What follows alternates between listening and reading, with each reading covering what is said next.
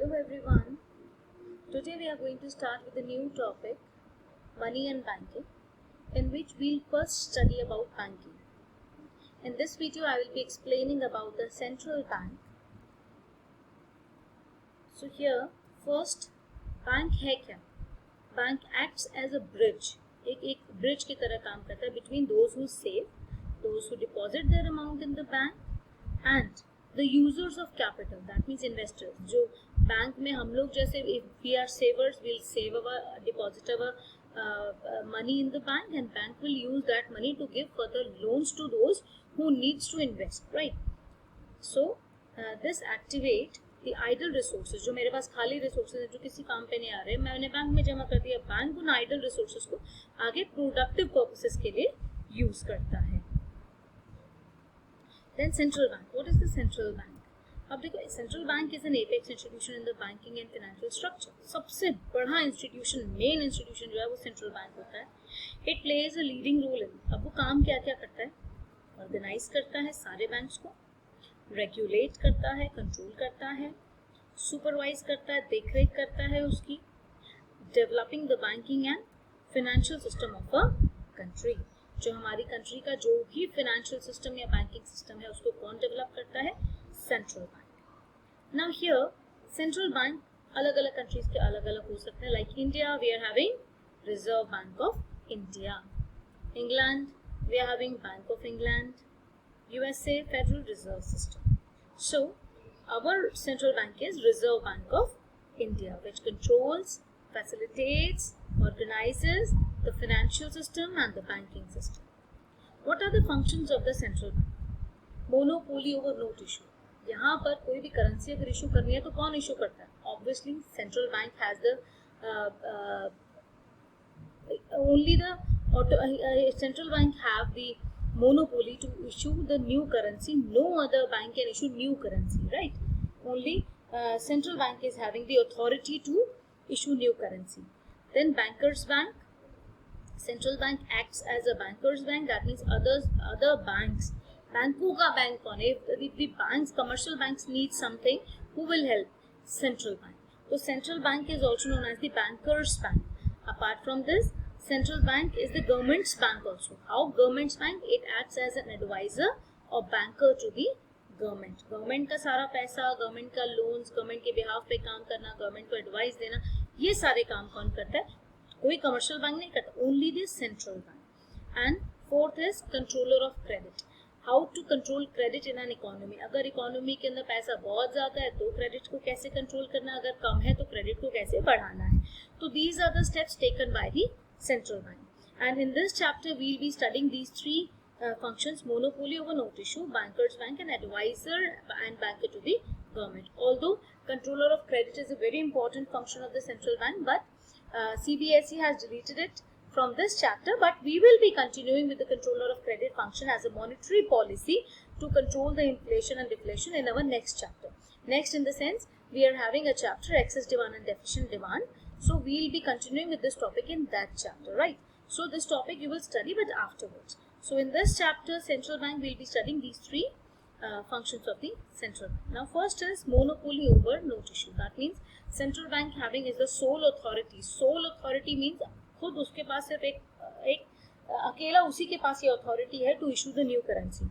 So given the sole monopoly of issuing currency, sole authority to issue the currency. So these notes circulate throughout the country as legal tender money. Any note, any currency, if RBI says that this will not work, or the government says that this will not be working as a legal tender, that money will definitely not work. Like demonetization came in 2016, right? उन्होंने बोल दिया कि 1000 और 500 के note नहीं चलेंगे. Although there were so many notes in the economy, but from that night 1000 और 500 के नोट नहीं चले. तो लीगल टेंडर मीन्स वो मनी जो लीगली हमारे इकोनॉमी के अंदर चल रही हो. अगर किसी भी इकोनॉमी को लीगल टेंडर से हटा दिया जाता है कि अब वो लीगल टेंडर नहीं है तो वो काम नहीं करेगी, उसको कोई भी एक्सेप्ट नहीं करेगा एज अ मनी. वो सिर्फ एक पेपर की तरह हो जाएगा. आप किसी को 1000 का नोट तो नहीं लेगा, वो क्या बोलेगा ये कोई पैसा है, वो सिर्फ एक कागज बन गया, राइट?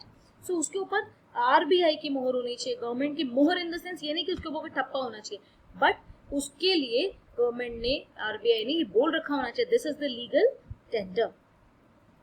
रीजन क्या है? It brings uniformity in note circulation, कितना नोट सर्कुलेट हो रहा है सारा, अगर एक ही हाथ से निकलेगा तो उसे पता होगा कि आज तक कितना नोट छपा है, कितना नोट हमारी इकोनॉमी के अंदर गया है।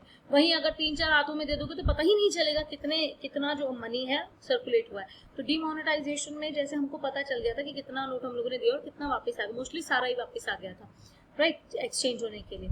सो it brings about uniformity in note circulation and gives the central bank some direct control over money supply. हमारी इकोनॉमी के अंदर कितनी मनी सप्लाई होनी चाहिए, डायरेक्ट कंट्रोल किसका आ जाता है?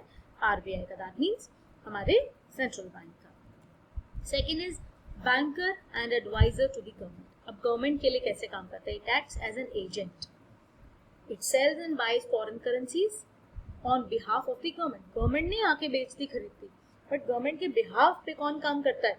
Central bank. It issues new loans etcetera on behalf of government, एक एजेंट की तरह काम कर रहा है, उसके बिहाफ पे काम कर रहा है।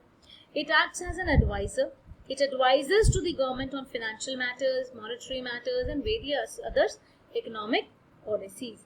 जो दूसरे इकोनॉमिक पॉलिसीज हैं या फाइनेंशियल में कोई भी मैटर है उस पर गवर्नमेंट को एडवाइस कौन करता है? Central bank. Then banker to the government, government के लिए बैंकर का काम भी करता है। It receives the deposits of cash, cheques and drafts etcetera from the government. अब गवर्नमेंट अपना पैसा कहाँ जमा करेगी? सैलरीज है, सब कुछ कहाँ जमा करेगी? सेंट्रल बैंक में। And it extends loan. It provides short-term credit to the government. If government needs the credit, central bank provides the credit to the government by printing money against its securities. Mind it, central bank always takes some security. Not only central bank. If you go to the commercial bank for a loan, commercial bank will also take something as a collateral or security from you, right? So central bank also takes some securities or collateral from the government and bills to finance government deficit। Government deficit का मतलब government के पास जब कमी हो जाती है पैसे की, गवर्नमेंट का खर्चा ज़्यादा हो रहा है और रेवेन्यूज कम आ रहे हैं, तो गवर्नमेंट को लोन्स एडवांस करता है central bank. I hope it is clear to you कि banker and adviser to the government का फंक्शन कैसे करता है central bank. Now next is bankers bank. अब बैंकों का भी bank, it maintains deposits of the commercial bank, it provides guidance to all the banks and regulate their activities. Bank के deposit अपने पास रखता है कमर्शियल बैंक्स के, चाहे वो एसबीआई है, पीएनबी है, एचडीएफसी, जितने भी बैंक है उसके डिपॉजिट्स रखता है और उनको गाइडेंस देता है कि किस तरह से आपने अपना काम करना है। And it acts as a supervisor, ध्यान भी रखता है कि सारे बैंक्स कैसे काम कर रहे हैं, whether they are following the rules and regulations और not.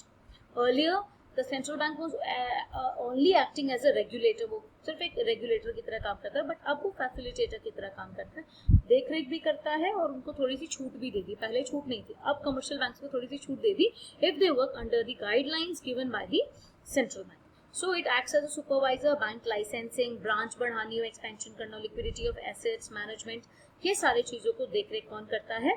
Central bank. Related to amalgamation and liquidation, कोई दो बैंक्स मर्ज हो रहे हों, लिक्विडेट हो रहे हों, अलग हो रहे हों, तो उन सबको कौन देखता है?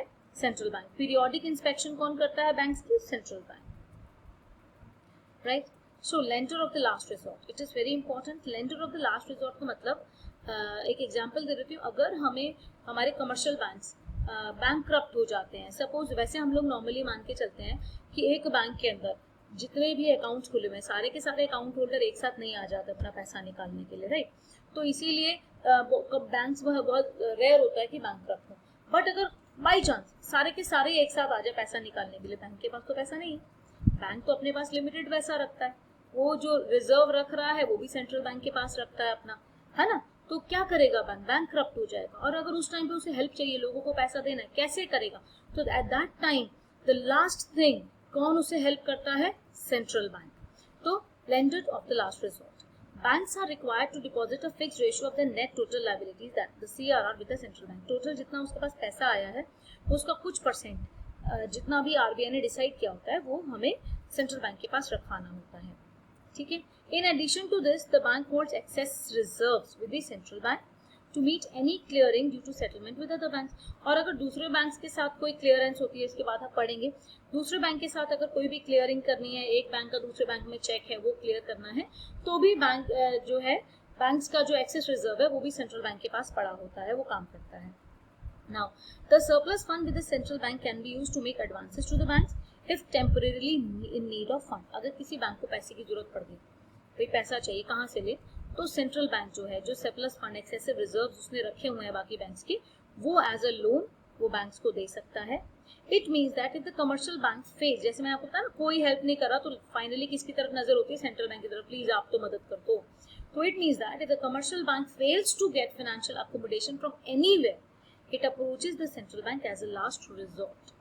आखिरी उम्मीद कौन होती है? Central bank. So central bank at that time advances loans to such banks against approved securities. कुछ सिक्योरिटीज रख के सेंट्रल बैंक जो है लोन दे देता है. Clearing house function, clearing house and transfer, clearing house for transfer and settlement. ये क्या है कि जब दो बैंक्स का आपस में कोई चेक है या ड्राफ्ट है, उसको सेटल करना. एक एग्जांपल देते, सपोज एक का अकाउंट पीएनबी में है और एक का अकाउंट एसबीआई में है. एक कस्टमर है, एक कस्टमर का अकाउंट पीएनबी में है, उसने चेक काट के दिया बी के लिए, बी से कुछ सामान उसने लिया, बी को चेक काट के दिया, लेकिन बी का जो अकाउंट है वो एसबीआई में है, 1 लाख का चेक काट दिया, तो दैट मीन्स पीएनबी से एसबीआई में 1 लाख रुपए जाने. ऐसे ही सी और डी है, सी का अकाउंट एसबीआई में है, डी का अकाउंट पीएनबी में है. ऐसे ही सी ने डी को पैसे देने हैं 1.5 लाख रुपए, 1,50,000 रुपीज. तो अब जो अगला चेक कटा है वो एसबीआई से पीएनबी में जाना है. तो यहाँ पर 2 ट्रांजेक्शन की बजाय इसको शॉर्ट करके एक ट्रांजेक्शन कर दी कि सीधे ही एसबीआई से पीएनबी में 50,000 का ट्रांजेक्शन कर दिया. सो ये चेक्स से रिलेटेड या डिमांड ड्राफ्ट से रिलेटेड जो भी क्लियर करना होता है, क्योंकि सेंट्रल बैंक के पास सारे ही बैंक्स के जो अकाउंट होता है, रिजर्व है तो होता है, वो पड़ा होता है, तो वो उस टाइम पे क्या करता है, ट्रांसफर एंट्रीज करता है और उनके जो सेटलमेंट्स है, वो क्लेम्स हैं, वो सेटल कर देता है. कंट्रोलर ऑफ क्रेडिट, ऑल्दो ये हमने आगे पढ़ना है बट थोड़ा सा मैं दे देती हूँ. ये क्वांटिटेटिव और क्वालिटेटिव मेथड्स यूज करता है टू कंट्रोल क्रेडिट, जिसको हम मॉनेटरी पॉलिसी भी बोलते हैं सेंट्रल बैंक की. For credit expansion, what we do is central bank floats money in the market, पैसा निकालता है. And for credit contraction, contraction का मतलब खींचना अंदर, कम करना, तो central bank tries to absorb money from the market, money market से बाहर खींचता है, right? ठीक है, लेना वापस लेना, देना नहीं. तो क्वांटिटेटिव टेक्निक क्या होती हैं, जिसके अंदर हम बात करते हैं कितना क्रेडिट जा रहा है, volume of credit in the economy, like open market operations, bank rate policy, repo and reverse repo rate, legal reserve ratio. These we will study in our excess demand and efficient demand chapter, right? Quantitative में volume of credit आ जाता है. This is qualitative. It is misprint here. Quantitative. It is qualitative techniques. Qualitative techniques क्या है? Qualitative. I am saying again, this is not quantitative. Please mind it. This is upper one is quantitative and the below one is qualitative. It is typing mistake from me. It is qualitative techniques. Qualitative techniques or selective credit control techniques are the ones which influence the direction of credit. कहाँ जाना है, margin requirement बना देना, moral suasion, credit rationing, direct action, तो ये सारी चीजें direction of credit बताती, कहाँ जाना है, किसको देना है और किसको नहीं देना है. Quantitative में कितना, qualitative में किसको. Please, I'm saying again, ये miss typing हो गई है मुझसे. This is qualitative technique or selective control, credit control, and this one is quantitative. So I hope it is clear to you, and in my next video I'll be discussing how commercial bank create credit. So for central bank this is it, इतना ही आपके syllabus में अभी है. and about commercial bank आपका सिर्फ इतना है कि commercial bank कैसे credit create करता है हमारी इकोनॉमी के अंदर. So that we'll be studying in our next video. Thank you. God bless you all.